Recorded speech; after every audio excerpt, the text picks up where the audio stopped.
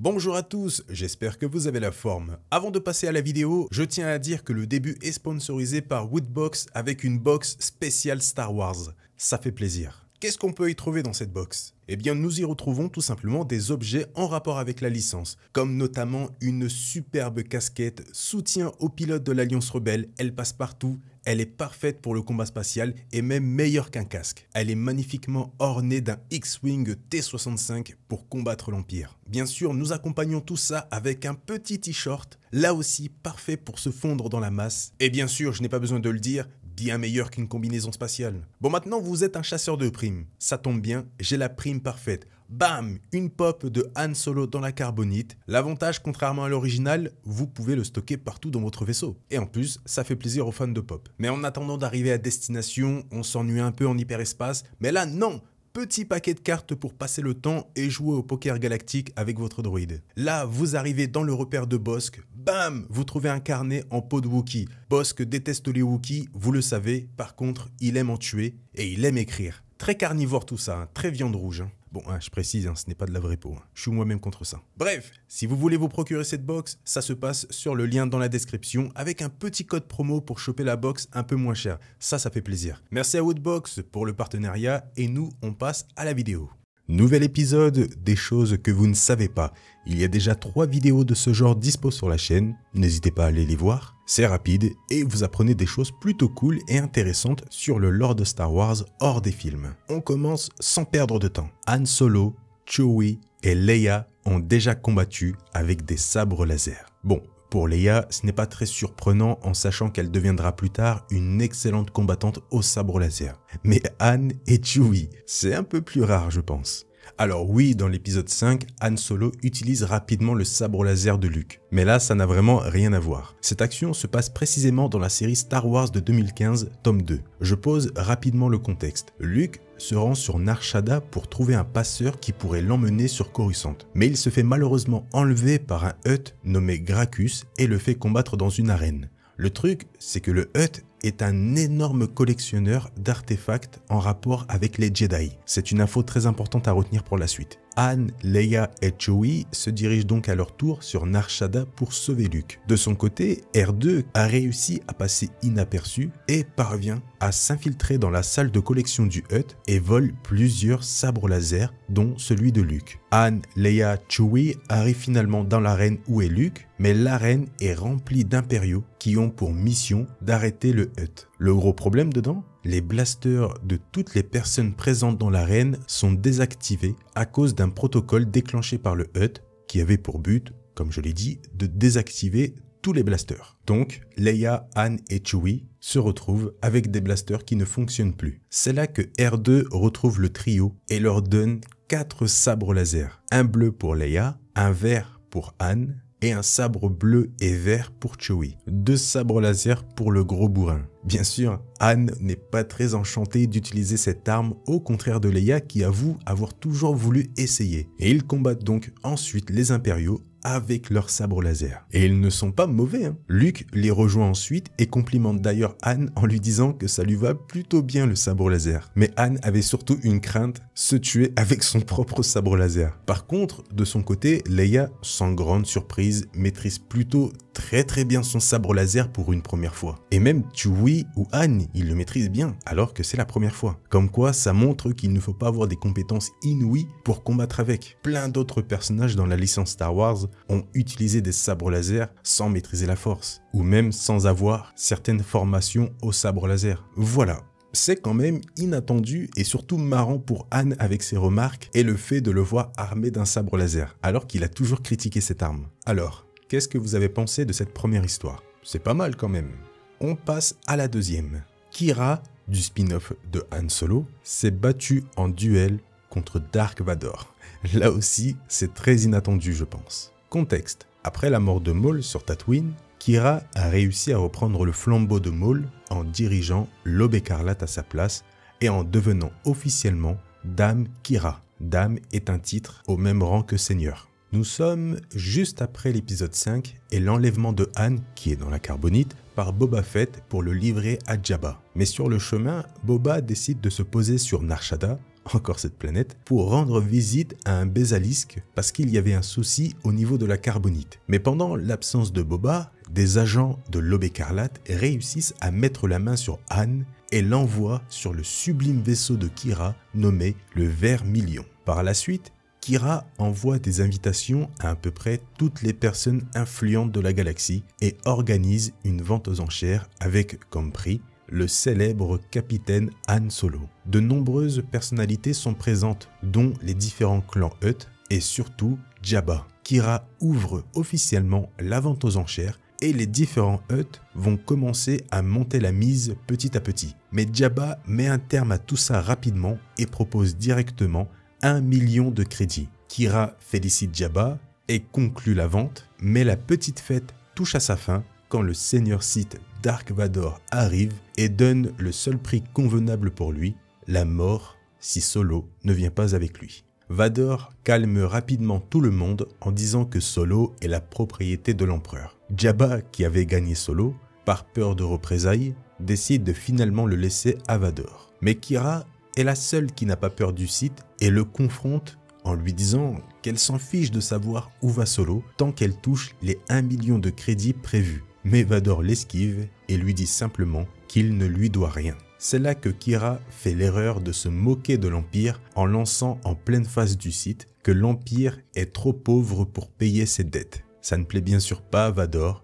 et il sort donc son sabre laser pour la tuer. Mais Kira, sans aucune crainte, sort 2 lames en lui disant qu'elle n'a pas peur de lui. Bon, je pense que vous savez pourquoi Kira n'a pas peur d'un Seigneur Sith. Je vous rappelle qu'avant tout ça, elle servait un ancien Seigneur Sith. Donc elle sait comment ils agissent. Et elle en fait d'ailleurs la remarque. Le combat débute entre les deux et Kira s'en sort très bien pour une simple humaine. Vador en est même impressionné de voir ce style de combat et demande à Kira qui l'a entraîné. Kira répond simplement par une personne qui vous connaît vous et votre maître. Elle parle bien sûr de Maul.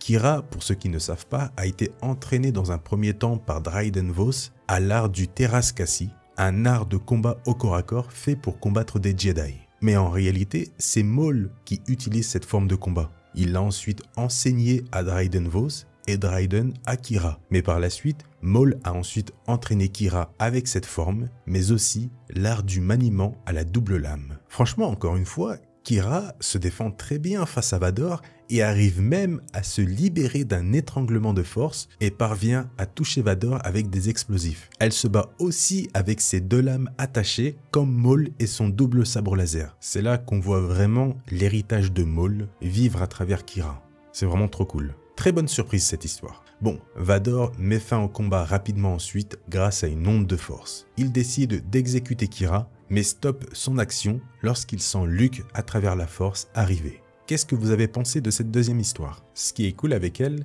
c'est qu'on peut voir ce que Kira devient après le spin-off de Solo. Bon, c'est des années après, mais c'est vraiment magnifique de voir que l'héritage de Maul vit toujours après sa mort avec Kira et l'Aube écarlate. Même mort, son influence est toujours là. On va passer maintenant à des histoires un peu plus courtes. On se rappelle tous du combat Vador contre Luke dans l'épisode 5 sur Bespin, lorsque Vador tranche la main de Luke. La main tombe ensuite dans un énorme trou avec le sabre laser d'Anakin. Jusqu'à là, je ne vous apprends rien. Mais saviez-vous déjà qu'au fond de ce trou, ce n'est pas le vide de la planète Bespin, mais en réalité une énorme décharge où atterrissent toutes les ordures de la Cité des Nuages. Cette décharge est gérée par des Huguenots. Le contexte est posé. Vous savez que Luke a perdu, comme je l'ai dit, sa main droite, main qui a donc atterri comme le sabre laser dans la décharge. Eh bien, il faut savoir que cette main droite a été récupérée par une tierce personne, encore inconnue aujourd'hui, et cette personne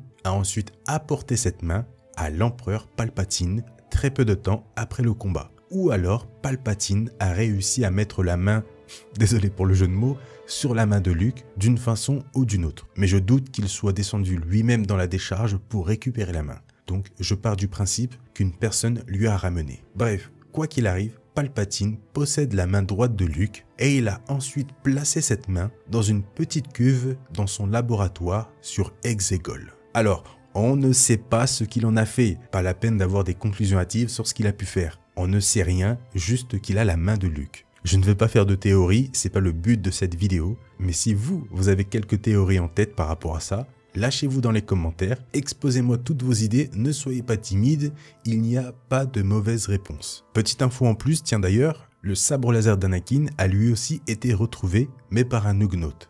Prochaine histoire, elle est rapide celle-là. Padmé a tenté de sauver Shmi sans qu'Anakin le sache. Peu de temps après être devenue reine de Naboo, Padmé n'a jamais oublié que la mère d'Anakin était toujours esclave sur Tatooine. Elle a donc envoyé le capitaine Tonra et sa servante Sabé sur Tatooine pour libérer un max d'esclaves, mais surtout libérer en priorité Shmi Skywalker. C'était la raison principale de cette mission. Malheureusement, ils n'ont pas réussi à trouver Shmi sur place pour la simple et bonne raison qu'elle avait déjà été achetée et libérée par Cliegg Lars. En revanche, ils ont réussi à libérer une vingtaine d'esclaves sur Tatooine. Par la suite, Padmé a tout fait pour libérer un max d'esclaves, mais malheureusement sans jamais retrouver Shmi Skywalker. D'un côté, c'est bon puisqu'elle a été libérée par Cliegg Lars, mais d'un autre côté, je ne peux pas m'empêcher de me dire qu'à cause de lui, Padmé n'a jamais pu permettre à Shmi Skywalker de revoir son fils.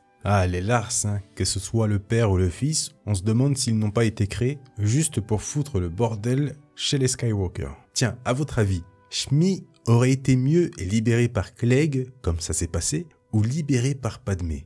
Donnez-moi votre avis dans les commentaires. En tout cas, c'est vraiment cool de voir ce que Padmé a essayé de faire. Franchement, dans l'univers étendu, ce personnage est vraiment extra. Allez, on s'en fait une toute petite dernière assez rapide. Comme vous le savez, Padmé était enceinte et avait donc le ventre déjà bien visible, et bien sûr Anakin le savait et le voyait, comme beaucoup de personnes. Mais vous vous êtes déjà rendu compte que lors des funérailles, donc après la naissance des jumeaux, Padmé avait l'air toujours enceinte. Alors oui, je sais, le ventre d'une femme enceinte ne dégonfle pas directement après la naissance, blablabla, je sais, mais là on est dans Star Wars, on est dans le scénario, laissez-moi finir. Il faut savoir que la naissance des jumeaux était top secret. Peu de personnes savaient, et il ne fallait surtout pas que ça s'ébruite, notamment pour éviter que cela arrive aux oreilles du premier concerné, Dark Vador. C'est là qu'entre en jeu un personnage un peu spécial appelé Comodex Tan. Il est spécial parce que c'est un croque-mort. Et c'est lui qui est en charge du corps de Padmé peu de temps avant les funérailles. Donc, il fait ses affaires de croque-mort et prépare le corps de Padmé pour les funérailles, etc.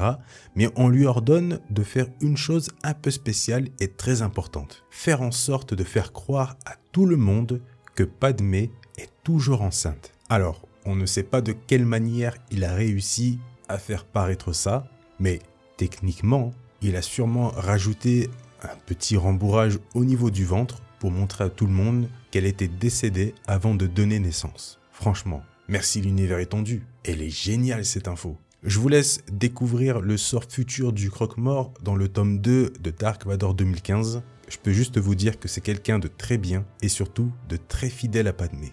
Alors, qu'avez-vous pensé de cette histoire? Et surtout, qu'avez-vous pensé de toutes les histoires de cette vidéo puisqu'elle touche à sa fin? Quelle est votre histoire favorite?